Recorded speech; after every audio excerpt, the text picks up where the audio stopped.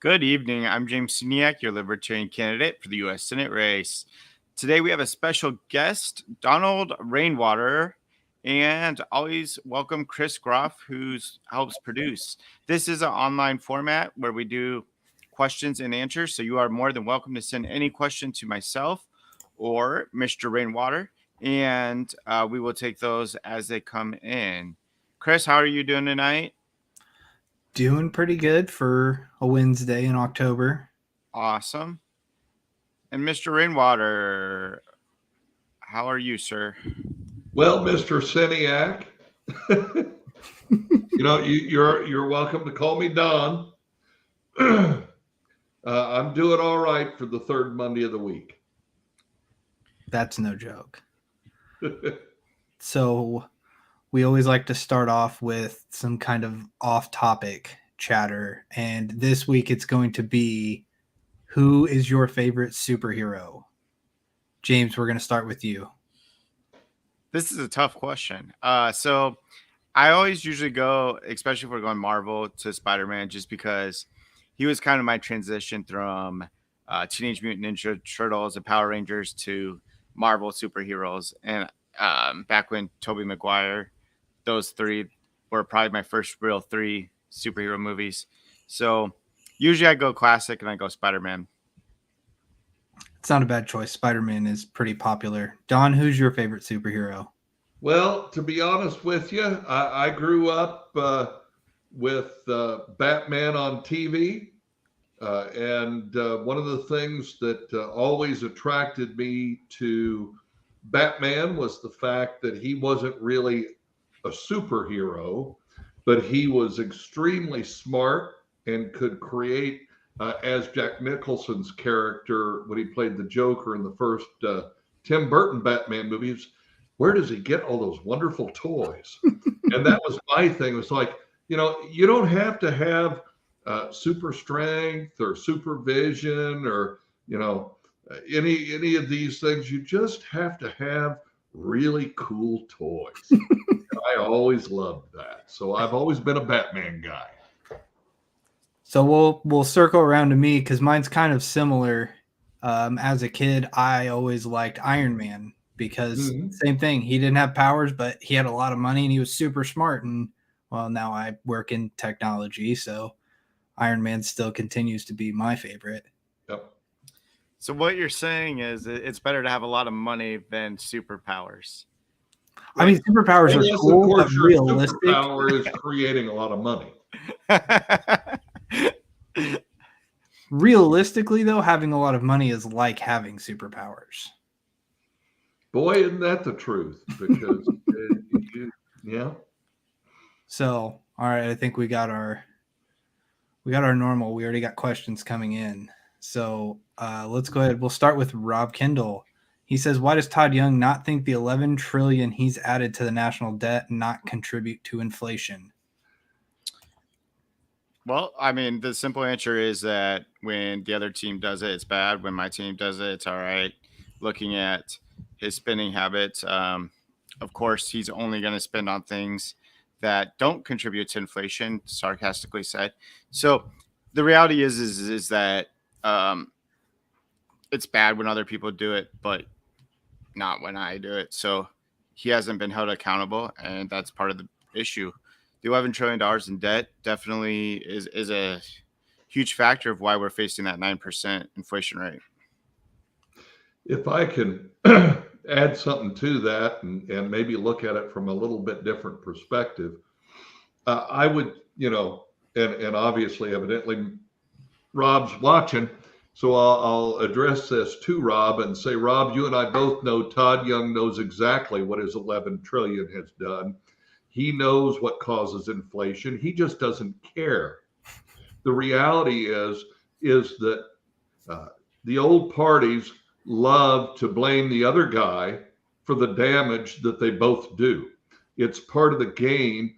They think that we as citizens aren't smart enough to know what's going on and to call them out on it. And that's why it's so important for us to go and vote against these people on November 8th. And of course, that would be a vote for James Sceniak for U.S. Senate. Absolutely, it would be. So we can get into this a little bit too, since we just had a question pop up on it. Is there any update on Fox 59 allowing you to join the town hall? Yeah, my campaign's been in contact with them, and the reality is that Fox 59 looks and feels like a fundraising amount of $50,000 is what it takes to be broadcast on their station as a candidate. So they've really bought into the idea that it's only money that matters, and if you're a candidate with 51,000, you're good to go. But if you have 49,000, it doesn't meet their standards. So we are asking people to call in and just let them know they're upset about that issue, because it's definitely not allowing people to hear from everybody on their ballot. To me, I call it illegitimate news. If you can't cover the people on your ballot, I think that you're not a good news source. Well, and you know, the reality is there is no news anymore. It's all opinion. It's all slanted and biased toward one side or the other. And if they would just come out and say that, that would be fine.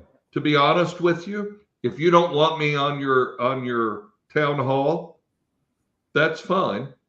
I'll find a way. And this is what I said the other night during our watch party for the Indiana Debate Commission senatorial debate. And by the way, I can't applaud them enough for the fact that they put the candidates who are on the ballot on the debate stage. The Indiana Debate Commission is doing a phenomenal job.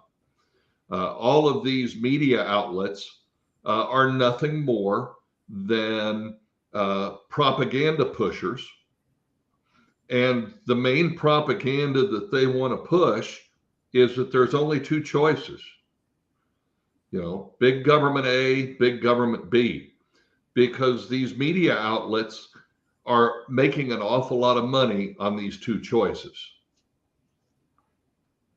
I 100% agree. Speaking of that as well, we will be doing our own town hall right here on the Facebook page, where James is going to answer all of the same questions, and it's going to be kind of like a watch party. We're going to have the actual stream pulled up so that if you're not going to put us on the town hall, we'll do it ourselves. So that way you can hear all both sides. I can see you guys kind of doing what are these reality shows now where they show everyday people sitting on their couch or laying in bed watching the reality TV show, and then they comment about it. Yep. I can see James sitting there in lounge pants and a t-shirt with a ball cap on, laughing at Todd Young and Mr. McDermott when they answer questions and going, we all know better. Come on, folks. And I think that would be hysterical. And that's exactly what we're doing Monday at 7:30. I probably won't be on that. I'll actually be out of town. So we're working through those hoops, but I'm going to get everything set up. We did have one question about the debate of what was it like standing between Young and McDermott while they threw jabs at each other all night? So I said at the beginning, I think debates are for civil conversations, and I would rather really talk about the issues. I don't think that any of us addressed the issues from a perspective of in a civil way that really communicated the answers well. So McDermott, his strategy was to go boxing gloves on, and that's often a debate strategy, and it works in some situations. Some situations it could be seen as too aggressive. So we'll see how that appeals to his base and the voters that are in the middle. But we definitely had three different styles going on there, and I think with debates, it's difficult to present the style of a civil conversation. And looking at that, maybe a little bit different strategy would have been to go a little bit more gloves off and a few more lines that specifically addressed Todd Young and the bad job he's doing in Washington, D.C. Well, and that's one of the things that I noticed in watching is that the two of them, played the blame game all night long. Your party's to blame. No, you're the problem. No, you're the problem. But neither of them, if you go back and really, watch the tape, presented any solutions. They don't have any real, it's just elect me because I'm not him. And the reality is that what we really need are, those boiled down, here's what I would do to correct what's wrong in Washington. And I think James has done a really good job for the last year, pardon me, of going around and talking about that. There were several things that James brought up during the debate, especially, from a veterans health care perspective. I think James has laid out, a very viable plan for that, and I think that there's more, but it's hard, right? When, as Chris, as you characterized it, when you're dodging the bullets, going from one side of the stage to the other, it's hard to paint a picture.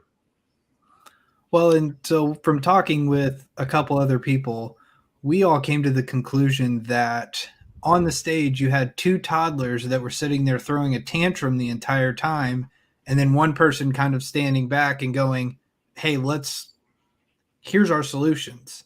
Here's what we should do, instead of joining in the tussle. It kind of, I don't want to say makes us look better, but it's more approachable. So it's interesting when we talk about the solutions that were brought up during the debate. And I thought I did a decent enough job presenting different policies for each statements. But what was interesting to me was the comments ranged from he didn't give any solutions to he was the only one with solutions. And the reality of it is the solutions I presented have to be presented in more than 60 seconds. So even though I hit all those subjects, it's difficult to explain that new perspective on policy in that 60-minute time frame. So that's something in a debate format that could be really challenging. So it's easier to throw lines than present a whole policy platform. Absolutely. Well, and the other thing, James, from my experience, when you say something and somebody, you get several different interpretations. A lot of that is based on the bias they have coming in. If somebody thinks Todd Young's doing a great job, then really anything you say, they're going to go, yeah, that's nothing. And if they think that, Todd Young's doing a terrible job, but McDermott is the answer, and they've already made their mind up on that. And here again, we've already established that the mainstream media is very much predisposed to one side or the other. There are very few fair and level people in the media. We don't have a lot of Rob Kendalls out there. People who say, hey, here's what's wrong with what's going on, and here's a possible viable solution. We don't really have that. It's either they're in the bag for the Republicans or they're in the bag for the Democrats. Well, one thing I really appreciate about Rob Kendall is that he thinks for himself. And so it doesn't matter who he has championed for in the past, such as, the Republicans, or he'll call BS when he sees BS. And that's what I appreciate about him. Even times where in my own campaign, he called BS and I stepped up my game. But that's what we need more in the media of is somebody who's willing to look at things from an outside perspective and call BS on any team that's doing that BS. Right. So we did get another question in from Kenneth, and this one's actually for you, Don. After debating lockdown Holcomb, how do you feel James could combat the slander and ignorance of the old party candidates? Well, I think for a first time in that environment, I think James did really well. One of the things that I take a great deal of satisfaction from is that I'm kind of a unique individual from the perspective of I'm not embarrassed to call somebody out. James is a much nicer guy than I am. So in a debate format, I don't have a problem. Hey, if you want to start, let's go at it. That's, and so, James decided based on who he is that he was going to approach it with a certain amount of class and maturity. And I think he maintained that. And I think he represented himself, who he is as a man, a Hoosier, and a human being very, very well here again, while dodging the bullets between the two guys doing the shootout at the OK Corral. Which I'm sure wasn't fun to kind of just sit there and listen as Tom McDermott just yells at Todd Young for 20 minutes. Right. Well, and it was actually interesting too, because the moderator was fair. I'm not saying she wasn't, but there's one time very early on in the debate where I called for a rebuttal, but I believe that she didn't see my hand because the focus was just on, at the moment, on Tom McDermott yelling the whole time. So, so even within the context of using the rebuttals, it's difficult to do when somebody's just out there spewing untruths, or in this case, just hands off, gloves off kind of atmosphere or perspective. I'm right there with you. So this is an interesting question here from Dakota. Since politicians often use more libertarian ideals to increase approval rating during election time, why don't more people vote libertarian? So this is very interesting to me. Democrats are known for really pushing civil liberties, and that's something that libertarians believe in. And then Republicans are really known for advertising smaller government, reduction in taxes. And so when they present these at election time, they know that these libertarian principles attract voters. It just depends which side they attack it. They get attached to. But so the reality is they'll use these principles that everybody has, which is the freedom-minded principles, and then they use them to distort it to one side or the other, and then they end up doing the exact opposite in Washington, D.C. So if people understood the importance of these both civil liberties and the economic perspective of libertarianism, and they wanted those freedom-minded principles in their economy and their personal life, they would understand that libertarians believe it all the time, not just during election cycles. Well, and I think you're right, James, and I'm going to kind of frame it a little differently. The unfortunate reality is that voters pay attention during the weeks up to the election by listening to what the media says, and we've already allocated the fact that the media is biased to one side or the other based on who gives them enough money to make them feel like they should be on their side. And because libertarians, for a myriad of reasons, have a lot of difficulty raising money, usually because we won't sell our principles out in order to get a check that we can then use to pay for TV and radio advertising. It's harder for us. And the real reality is we don't get our message out to people as thoroughly as the Republican Party and the Democrat Party do. And they know, they are experienced and skilled in the bait and switch. And that is exactly what you're talking about, Chris, in that question is, the two old parties pull the bait and switch on voters. Oh, I'm for this. I'm for this. I'm for this. You vote for me. And then they go and do, but they both basically go and do the same thing. They legislate or they govern based on what's best for the special interests, the huge corporations, the labor unions, all of these large organizations that can dump millions of dollars into their campaign war chests. And once the election is over, the average person, because the media doesn't tell them and there are no ads on TV. See, I've never seen a candidate get elected and then run an ad advertising what they're actually doing after they get elected. That doesn't happen.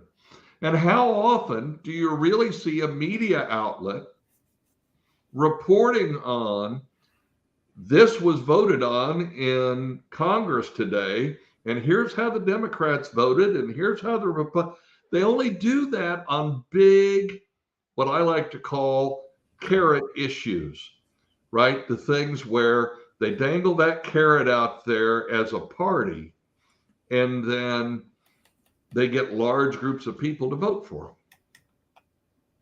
Which, and when you really think about it, is so, the word's not coming to me right now, but it's wrong that all of this is so hidden. And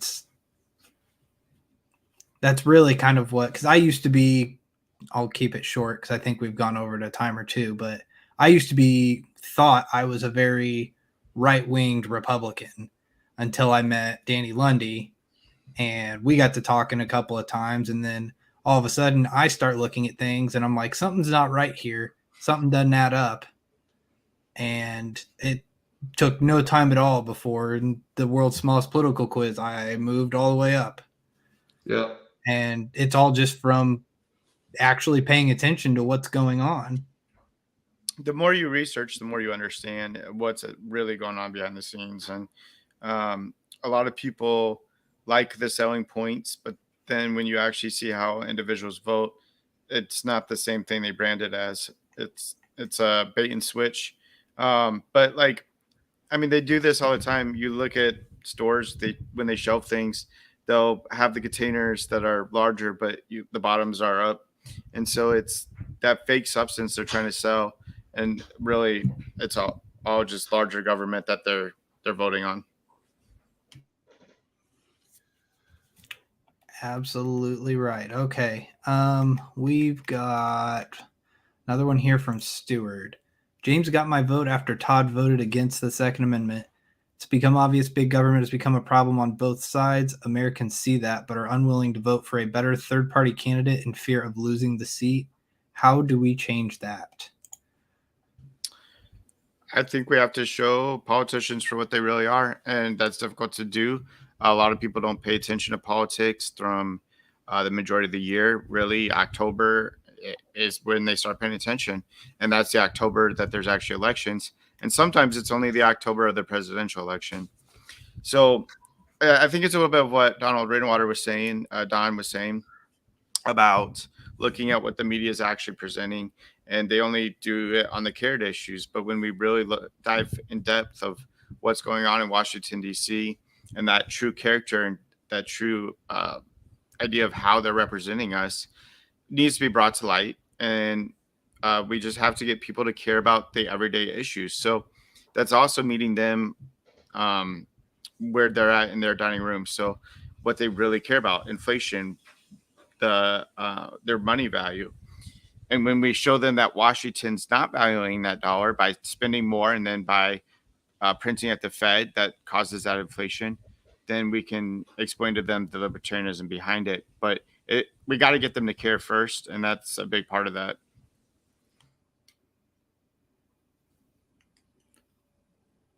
You have any thoughts on that one, Don? I do, but I'm debating on how frank I want to be. Is there anybody named Frank watching? I don't want to be Frank if there's already a Frank here. But let me boil this down from my perspective. You know, the problem is that the Republicans and Democrats have been able to con the average voter into believing they're different.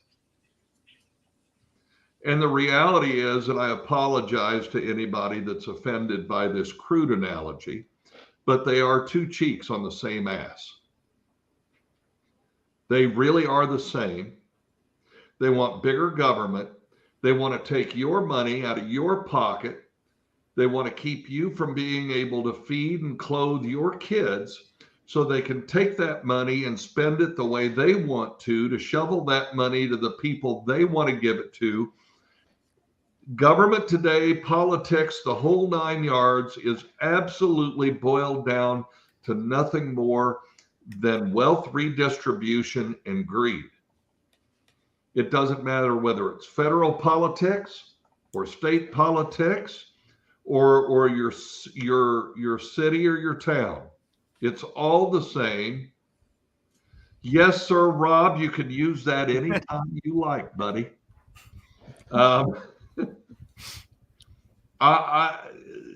It's all about getting a hold of this money.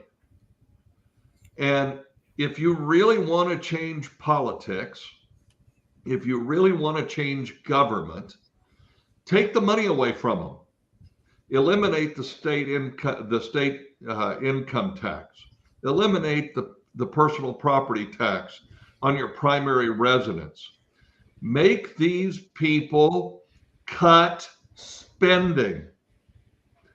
And when they have to do that, then they have to actually do the job. See, what we've done is we buy into this as citizens, we buy into this lie that Republicans and Democrats are different. And they're not. They have different benefactors. They have different groups of people that they're beholden to. But they're all, if you remember, I here again show my age.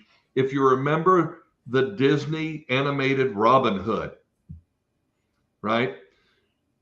These politicians, these Republicans and Democrats are nothing more than Prince John and the little snake Hiss sitting there in the money, throwing it up, having a great old time. Taxes, taxes, taxes.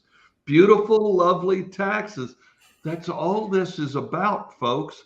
And if we can get people to wake up and realize that if you vote for Republican or Democrat, it doesn't matter, you lose.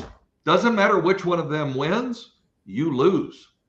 Then we can change things. I think you put that exactly the way it needed to be said. Do you have something, James?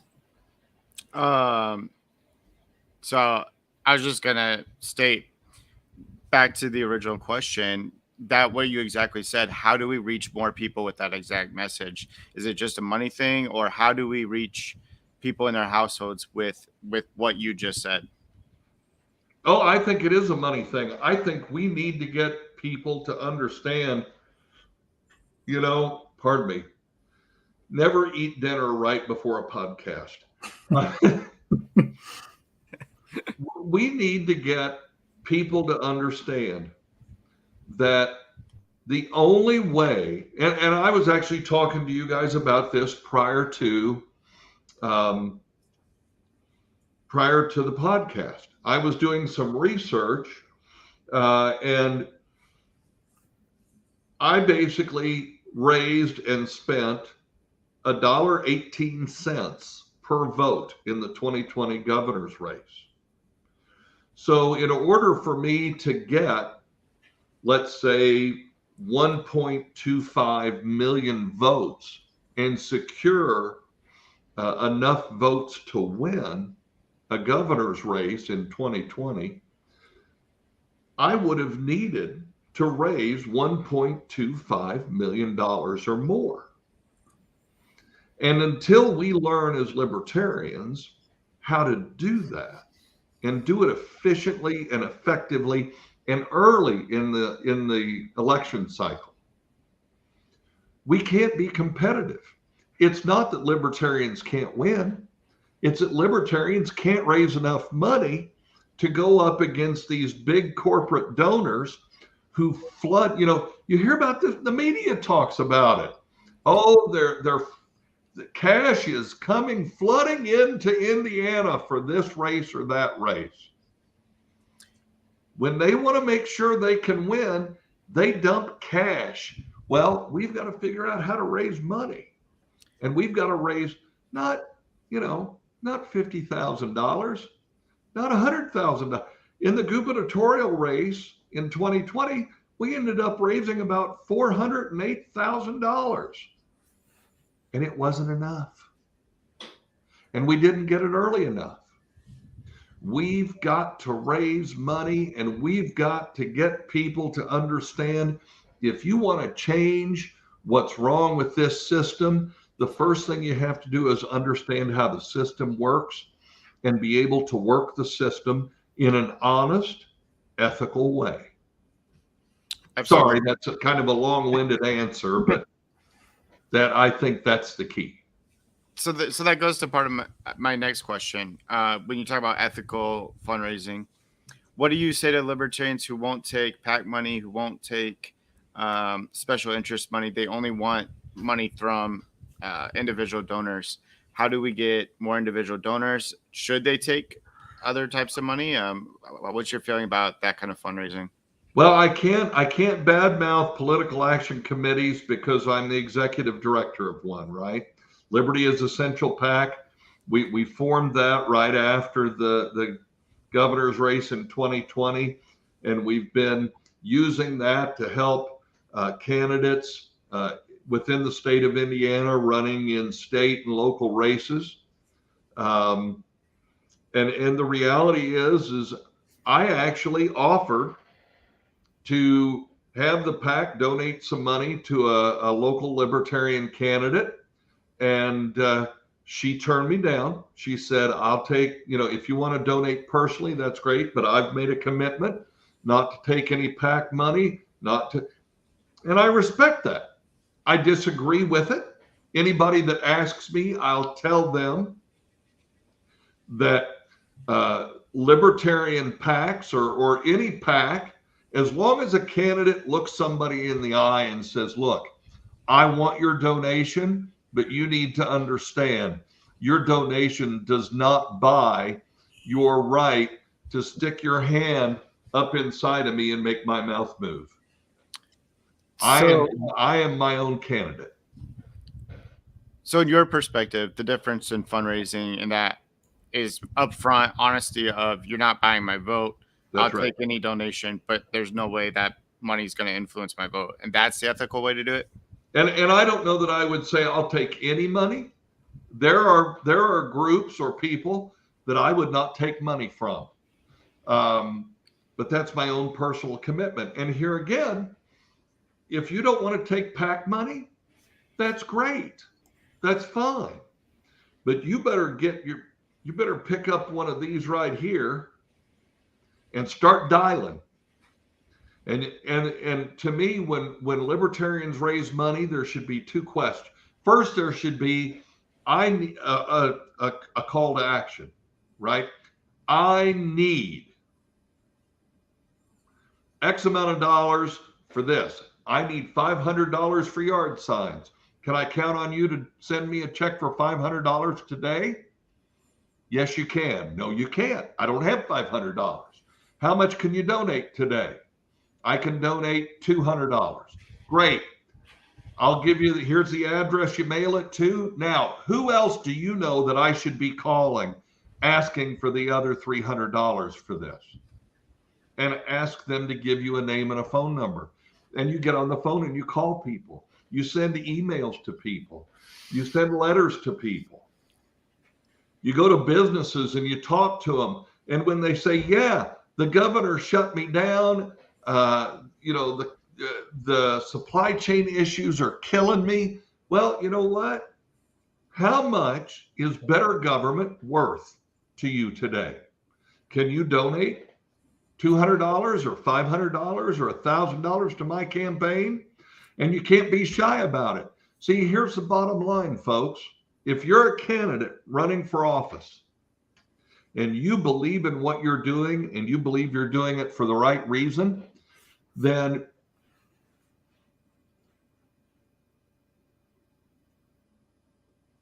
you have a responsibility. Let other people know that you need their financial support or you're not going to win. It doesn't matter. You can be Abraham Lincoln reincarnate. You don't have any money today to do TV and radio advertising, and you're not going to get enough votes to win. That's just the way it is. It's unfortunate, but it's the world we live in.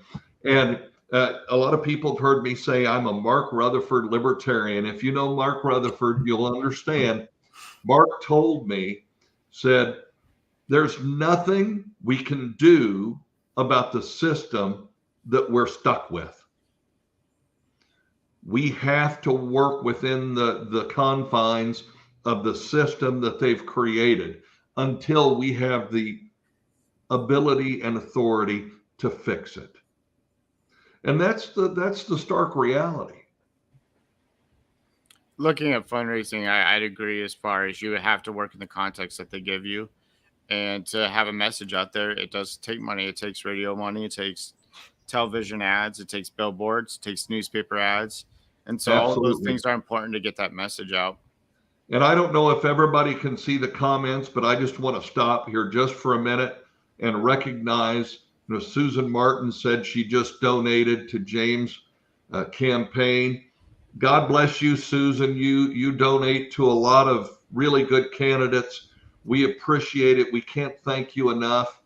And folks, it's getting close to the end, but there's still time to make a difference.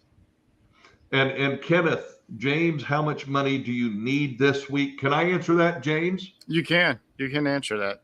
He needs $1 million this week. Because I'll bet you if we could get $1 million by Friday, he could get TV ads on by Monday or Tuesday.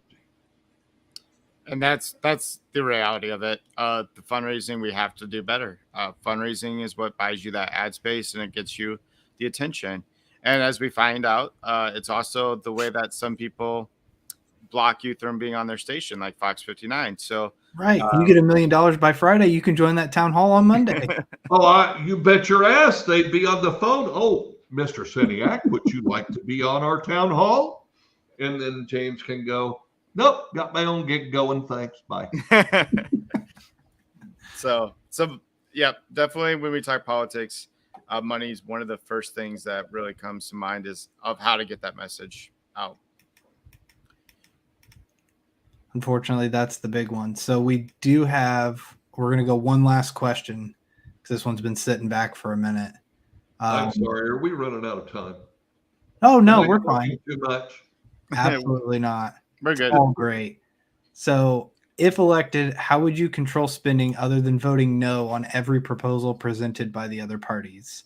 Is there a plan to work with the Democrats and Republicans? Yeah, I believe that economic, especially the Republican sides, there are a lot of Republicans who actually want real change on spending. And I look at different plans like the penny plan, and I believe I brought that up during the debate, but it's actually Rand Paul's penny plan. And although I do actually think there needs to be some improvements to it, I do believe that there are a lot of politicians who actually do still want better fiscal responsibility in Washington. So I have to work with across the aisle. And interestingly enough, on the campaign trail in Indiana, the Democrats were really pushing for a gas tax. They wanted a reduction. But the reality is that's something I could work with. If they're serious on, if Indiana Democrats are serious about that change, then of course I'd work with them on that. For very specifics of how to reduce that, we're looking at that Rand Paul plan. And that's looking at each agency. And when you look at a small reduction in each agency, you actually end up saving a larger amount. in the end. And that's the kind of plan we really need. But really, it's that balanced budget. So spending to Ukraine, a lot of people have asked me about that. Isn't it good to spend in Ukraine to protect them from Russia and that invasion? And to me, when we can't take care of the needs at home, and when that debt is being bought by foreign nationals, we are definitely putting ourselves even at more risk. So the reality is there's a lot of things that we definitely can reduce, and there's some specifics such as the Ukraine funding that I would absolutely vote against. Well, and here again, if you've followed me very much, you know I don't talk about federal issues very much because I'm really hyper focused on fixing what's wrong with Indiana. And there's a lot to focus on. But I think whether you're talking about federal, state, local, you know, I consider myself an incrementalist. I don't believe you can fix everything that's wrong overnight or in one fell swoop. And the reason is because you're never going to get cooperation from the big government, Republicans and Democrats. They're just not going to play ball. So what you have to do is you have to incrementally work toward where you want to be. Now, here's the thing. I believe that if, let's say we get a James Sceniak in the U.S. Senate, and James says, you know what, I'm going to stand fast. I'm going to vote no. For example, the Americans for Tax Reform, the Taxpayer Protection Pledge. Okay, I've signed that every time I've ran for office. And I sign it because I mean it. I will vote no on any attempt to raise taxes. Now, that pledge is what sunk George Herbert Walker Bush when he went to run for re-election against Bill Clinton, because he had said, read my lips, no new taxes. And then Congress sent him a bill that had a tax increase alongside something that he really wanted to get passed. And because Congress has learned how to put nothing but dirty bills through, and if you don't know the difference between a dirty bill and a clean bill is a bill that has one law in it. A dirty bill is something that's got a law in it, and then they slide something in there to screw everybody, knowing that, well, you're going to find out about this and you're going to be happy we passed this, but we're going to slide this little piece of dirt in here too. And the reality is that if let's hypothetically, and I can tell you right now, I will never run for federal office. I have no intention. I have no desire. I want to fix what's wrong with the state of Indiana. So, but let's just say that I were a U.S. Senator. I would vote against every bill that had a tax increase. I don't care what else was in it. And then I would walk out and call a press conference and tell everybody, I voted no, and here's why. And if they take that tax increase out of that bill, I'll vote for it. But you can't compromise with people who are diametrically opposed to everything you're trying to accomplish. And if you're trying to accomplish limited government and real individual sovereignty in our lifetime for our citizens, you can't do a whole lot with the Republicans and the Democrats. You just can't, because they don't care about us. All they care about is bigger government. Sorry, you're apologize. No, you're exactly right, though. Well, and I just wanted to add in, you were talking about how you have the one law, but then they slide the stuff in there. You also need a law degree to understand what it is they're putting in there. Well, Chris, you pretty much have to be on some kind of amphetamine in order to stay awake long enough to read the whole dadgum thing. Well, and senators don't even read their own bills that they sign, Right. which is interesting. That was proven through the daylight savings time issue that happened earlier this year, where they were interviewing senators on why they voted on the daylight savings time, and none of them knew that it was even in there. So, Right. um, Well, and a lot of them, even the ones that are supposedly authors of the bill, they didn't write a word. Some lobbyist handed them a bill and said, "We donated to your campaign. You're going to go promote this." exactly right. So, and that's why I think, Chris, you've been on most of these town halls with me. And how many times have we been brought up about the one issue bill? Um, Oh, so many times. it it definitely comes up at least every couple of weeks. But Mm-hmm. that's the idea that we need in Washington, is where we pass one issues where we can actually make change in the areas we want and bring more accountability to what's going on under the counter. So definitely bringing a lot of those issues to light. Well, and even speaking on that, when I was out at events and stuff, people that I would talk to, and I would bring that up to them of, have you ever tried to read? And I only talked about local ones. I didn't even bother going into federal level, even state level bills, just ones here in Hendricks County. Trying to read one of those bills, it takes like 3 days to try and read one of them. And they're always like, yeah, well, it just doesn't make sense. I was like, yeah, wouldn't it make more sense of, if you want to pass a thing saying you can't have signs in your yard, that should be it. That should be the whole bill. It should be right there. This is what we want to do. Here's why. Boom. Anyone can read it, understand it, and you know what's going on. Well, and if you really look, if you want to look for a comparison, look how concise the Bill of Rights is. The amendments, the amendments to the Constitution compared to the legislation that goes through Congress today. There is no comparison. It's a novel compared to a short story. Absolutely. And because they don't want you to know. Exactly. You don't look at the tax code. It's and again, what is the simplest income tax code? Nothing. Zero. The one that doesn't exist. You're right. You are right. No income tax. Absolutely. Right. So with that, we're about hitting that 48-minute mark here. So if we have any final thoughts, comments. Make sure that you get everybody that you can who's registered to vote to the polls, and make sure that they understand that their vote does count. And that, yes, we have election issues. There's election integrity issues. And, unfortunately, Democrat candidate for Secretary of State, Destiny Wells, thinks that saying that there are problems is a lie. The reality is, the big lie is that the status quo is okay.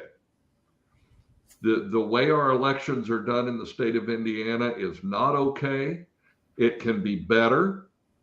It can be more consistent, and we can have better oversight. And folks, we need your vote. Absolutely. Not we, the Libertarian Party. We, the people of the state of Indiana, need your vote. Your fellow citizens, your neighbors, your family members, your children, grandchildren, and their grandchildren need your vote. And if we don't preserve our God-given unalienable rights, nobody else will. Absolutely. James, I'm going to pause you. Pause. We're going to have you be the final. I'm going to tell a funny story here before we end it all. So over the weekend, I went to one of my friend's birthday parties. And anytime, we were going to do as most libertarians do and have a couple beverages. And Well, I always have to make the promise that I'm not going to get political because I like to get political when I'm having a few drinks. Well, eventually somebody, not me, decided to bring up politics. So it's like, okay, guess we're doing it now. Then I proceeded to spend about the next 30 minutes going around talking to everybody at the party and telling them who they should be voting for and why. And shockingly enough, most of them said that they were like, okay, cool, I'll go vote. I was like, that's all we need. And we got that question a lot of, well, my vote doesn't matter. Yes, it does. Well, third party can't win. Yes, we can. But the only way we can win is if you vote. And that was not sober Chris saying that. Well, that's exactly what we need is everybody to tell 5 friends. Grassroots campaign. I mean, one of the ways to combat money is to get your friends to vote and get those friends to get friends to vote. And so, especially in a midterm election, we can shift the vote by just getting people motivated. And it's actually proven if you have a plan of action to vote, you'll be more likely to vote. So ask your friends, hey, you want to go vote together, or make this go get coffee and then vote something fun. But do have your friends get an action plan to say what they're going to do for election day or early voting. Early voting has started across the state of Indiana, so you can go and see your county. In my county, it's the courthouse. So I believe every county has early voting, and look for those locations. So definitely thank you for joining us tonight. We appreciate the questions. I always love seeing the responses of and questions that are coming in of what people are seeing that I'm campaigning around the around Indiana, so that we can make a big difference in the United States. And we have a lot of exciting things coming. The debate was last Sunday, and this next Monday we'll have the counter to the town hall. So please join us for that. And again, we definitely need donations. So consider donating at www.sceniacforsenate.com/donate. Thanks for joining us, Don. And Chris, always thanks for producing this.